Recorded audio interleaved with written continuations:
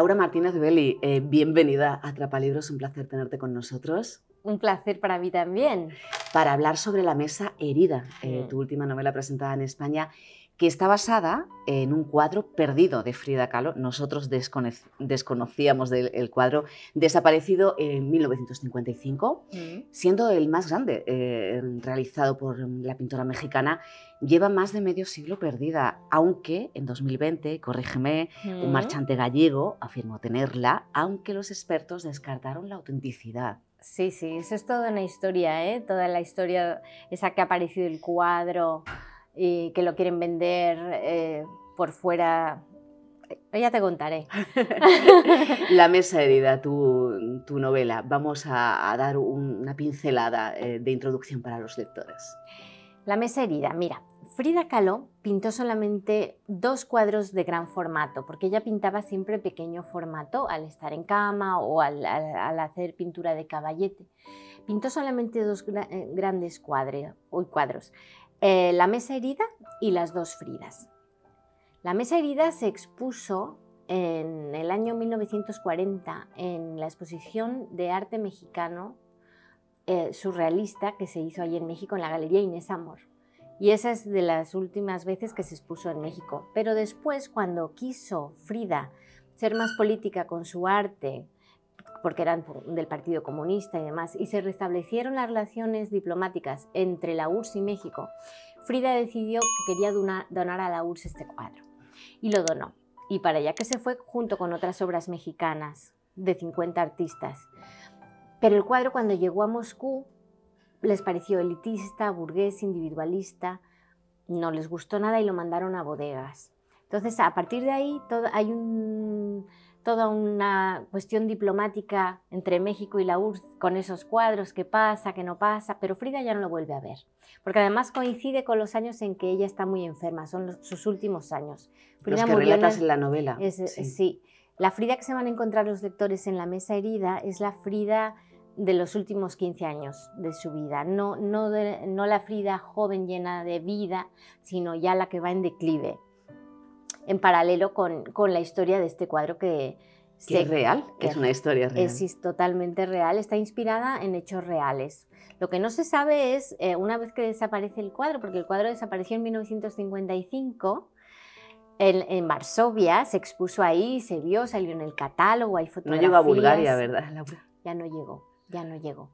Y entonces, a partir de ahí, es que el lector va a encontrarse con un thriller en donde, ¿por qué no llegó ese cuadro? ¿Quién se lo quedó? ¿Cómo desapareció? Todo envuelto en la Guerra Fría, en todo un paseo por los países de la Europa del Este. Bueno, y entonces se van combinando 2 tramas, la de Frida Kahlo en los últimos años de su vida, con la desaparición de este cuadro. ¿Cómo es la puesta en escena de este cuadro? Porque realmente es desconocido, como decíamos. Además es extraño, ¿no? O indescifrable, o difícil de Es un cuadro extraño. Lo que pasa es que Frida Kahlo pintaba simbolismo, vamos a decir. La gente le tiende a pensar que es surrealismo, pero ella misma renegaba de esa etiqueta. Decía que ella no pintaba sueños, pintaba su realidad. ¿Y cuál es la realidad entonces de este cuadro? Que es un cuadro que se ha comparado con La última cena, algunos dicen, porque ella está presidiendo una mesa vacía, una mesa de dolor, una mesa sangrante, que tiene patas, o sea, en vez de patas tiene piernas. Entonces, algunos estudiosos también han dicho que es un doble autorretrato, es la única vez que se doble retrató, ella en el centro de la mesa y que la mesa en sí misma es ella. Bueno. Como cosificada, como diciendo cosas. Entonces yo me puse a investigar qué significaba esto, por qué pudo pintar un cuadro así. Y eso es lo que se va entrelazando en la novela. ¿Por qué Frida pinta? ¿Qué significa cada una de esas cosas del cuadro? Claro, envuelto en la trama también. El libro, como decimos, tiene como protagonistas a Frida, pero también a Olga Simonova. Ambas mujeres han sufrido, tienen pasión por el arte y viven momentos muy complejos, ¿no? A Frida, como dices, la ubicas o la leemos los lectores. Estamos en México en 1935. Nos muestras una Frida lejos del mito, que eso es muy importante, familiar, fraternal, cariñosa y herida. Herida. Es que La mesa herida, en la novela, es una novela sobre heridas. Ese, digamos, que es la columna vertebral que atraviesa esta novela, y cómo los personajes que aparecen en ella, todos tienen un espejo en la vida de Frida Kahlo. Todos están encorsetados a su manera, encerrados. Es una historia también de dolor, de heridas, de cicatrices, de maternidades frustradas, de encierro, de deseo por trascender y porque el arte te libere, ¿no? El arte como liberación. Y bueno, la verdad es que... Lo decía porque, por ejemplo, Frida pinta el cuadro sí. donde representa el desengaño, ¿no? Porque, claro, encuentra allí a su hermana. Empieza cuando Diego y Cristina era la hermana menor de Frida, que se llevaban apenas 11 meses. Frida los pilla juntos, haciendo el amor. Y eso, de hecho, fue el motivo de divorcio. Frida y Diego Rivera se divorciaron, después se volvieron a casar un año después. Pero ese fue el motivo de la línea roja que no debieron nunca haber pasado, porque eso fue una deslealtad horrible. O sea, deja tu infidelidad, porque infidelidades había habido antes, por parte de los dos, pero esa línea roja que cruzaron tanto Cristina, la hermana, como Diego Rivera, para Frida pues fue un dolor impresionante. Y a partir de ahí, con todo ese dolor, con todo ese desengaño, ella crea la mesa herida, ella pinta la mesa herida y mete todo esa traición, esa angustia en el cuadro. Y Laura, vámonos ahora a Moscú, sí. a 1947, ¿no? Ahí tenemos a Olga, una burócrata rusa con una existencia tranquila y comprometida con el partido, pero reencuentra su pasión por el arte al contemplar la obra de Frida.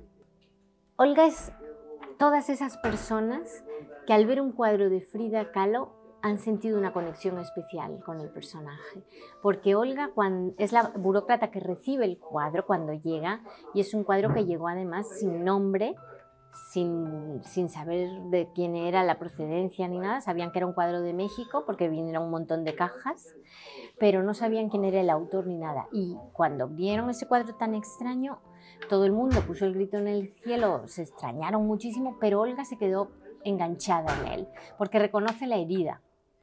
Olga reconoce la herida, y entonces para mí Olga era todas esas personas que de alguna manera vemos un cuadro de Frida Kahlo y nos quedamos ahí mirando, preguntándonos qué habrá querido decir con esto, qué significa esto. Y además ella encuentra, al ver el cuadro de Frida Kahlo, un lenguaje que había olvidado, porque su madre le había enseñado a apreciar el arte. No olvidemos que en la época anterior al estalinismo pues estaba el expresionismo abstracto ruso, ¿no? Con Malevich, con todos estos autores que luego fueron defenestrados por el sistema. Entonces ella de pronto reconoce otra vez ese arte que no se debe a ninguna ideología, el arte por el arte, y entonces se queda ahí.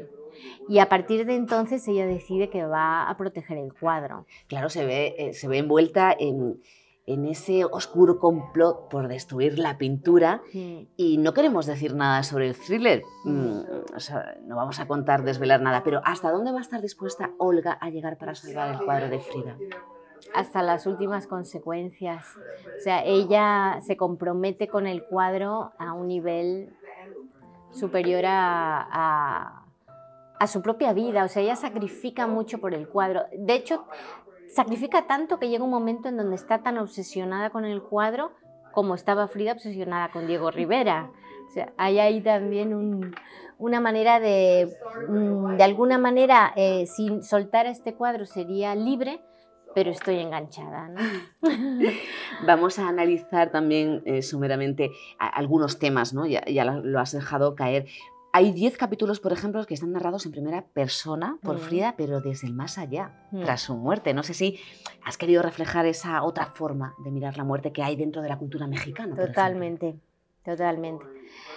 Además, pasaba una cosa estructuralmente en la novela, y es que Frida murió en el 54 y el cuadro desaparece en el 55 y nos faltaba media novela. Entonces tenía que hacer que esa voz de Frida, el aliento de Frida, llegara hasta el final. Y fue así, fue pensando en la idiosincrasia del mexicano, en la relación con la muerte, Y además me ayudó muchísimo a poder escribir sin tiempo ni espacio porque estaba en el más allá, y entonces esta voz omnisciente de Frida reflexiona sobre cosas que en vida, por su propia limitación mortal, digamos, no puede entender, y hace reflexiones y habla en primera persona y explica la esencia de la mesa herida y también de su propia vida. Pero sí, es eso, es también porque el mexicano y la muerte tienen una relación muy especial. Y la muerte es un personaje más que pulula por la novela también.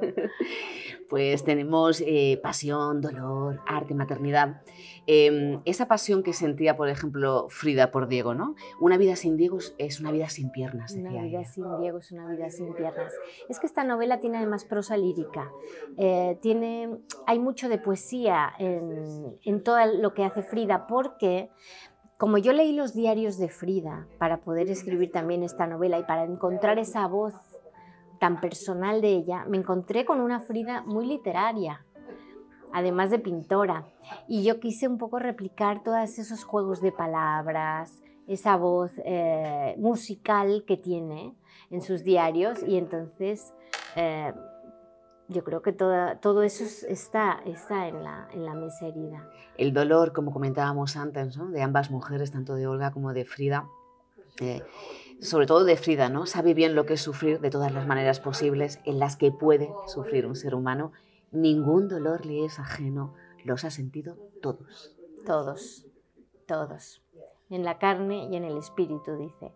Es verdad, es que yo cuando estaba buscando hablar sobre heridas, porque me preguntan, ¿cómo es que llegas a este cuadro, ¿no? Y es una respuesta muy compleja, porque a veces vas llegando por diferentes caminos. Uno de esos caminos era que yo quería mostrar a mujeres heridas, pero heridas y resilientes. Y de pronto llegué, claro, a Frida, que como piensas en mujeres heridas y piensas, ¿qué mujer ha sido más vapuleada físicamente, que ha sentido dolor físico, no solo moral y espiritual, que esas, bueno, la lista es demasiado larga por desgracia, pero ella incluso el dolor físico, el del cuerpo. Y claro, me encontré con un personaje fascinante por cómo se sobrepone al dolor. Claro, bueno, de lo que decíamos antes, ¿no? Son sus últimos años, ella tuvo hasta 17 operaciones. Uf, sí, Una barbaridad. Y además de columna, que son los dolores de la columna son horrorosos porque tocan muchas terminaciones nerviosas. Entonces realmente vivir con dolor al nivel que tuvo ella fue brutal. Le sacaron un hueso de la pelvis para injertárselo en la espalda. Bueno, cuando vemos a Frida, de verdad que con ese corsé, tirándole así como con cuerdas, estirándole el cuello y pintando con un pincel así en la cama. Es que, bueno, esa para mí es una imagen muy potente de cómo el arte es salvación. Claro, ese es el último tema que vamos a tocar, porque vamos a ir terminando, pero la maternidad que antes decíamos, ambas mujeres, tanto Frida como Olga, porque tienen embarazos que no llegan a término, y ahí está ese dolor también. Sí. Y el arte, como decías, el tema transversal que une la historia de todos los personajes protagonistas. Sí, la maternidad frustrada de Frida, que fue también un dolor grandísimo que ella tuvo, moral, espiritual, porque ella quería ser madre frente a muchísimas cosas. De hecho, eso le dolió también mucho en vida. Yo quería mostrar ese dolor de las mujeres que también quieren ser madres y no pueden por diferentes circunstancias. Porque, por desgracia, últimamente me he topado con muchas mujeres de mi edad, de 40, que de pronto me hablan de todos los abortos que han tenido, incluso he conocido gente que ha dado a luz y el niño ha muerto, pero estos temas siguen siendo tabús. Y yo quería hablar sobre ellos. En la literatura ya, afortunadamente, yo creo que se está explorando más este tema. Y bueno, al ser una novela de ambientación histórica, te vas, digamos, a tiempos pasados, pero estas cosas siguen pasando. Y bueno, en el caso de Frida ella incluso escribía, ¿no? El dolor que le producía no ser madre, y además es de las pocas mujeres en la historia del arte que pintó sus abortos. Qué fuerte. Sí, es de las pocas que los pintó, y claro, son muy violentos, pero es que, pues, es que es un tema violento. Pues ya terminamos la entrevista, Laura, pero queríamos decir que el 13 de julio, por ejemplo, se conmemora el 70 aniversario de la muerte de Frida Kahlo. Creo que es un homenaje precioso, por lo que decíamos, por una Frida, no el mito, sino la mujer. La mujer de carne y hueso. Mujer. Eso es lo que se van a encontrar los lectores. Además de una historia apasionante, porque la historia del cuadro es interesante, está llena de misterio, está llena de tintes detectivescos o de espionaje, que es todo inspirado en hechos reales. Además se van a encontrar esa Frida de carne y hueso que mucha gente no conoce, porque lo que me he dado cuenta también, a raíz de estas entrevistas y de la novela, es que la gente tiene una idea preconcebida de Frida Kahlo, pero no la conoce tan a fondo. Yo misma la fui conociendo según la iba escribiendo, y esa es la Frida que se van a encontrar, una Frida más humana, más real, no tanto la fotografía, no tanto el icono pop en el que se ha convertido, sino a la mujer que vivió, y que vivió contra viento y marea intentando sobreponerse a todas las desgracias que le ocurrieron. Pues muchísimas gracias, Laura, un placer y un verdadero regalo tu novela. Muchas gracias, gracias a vosotros.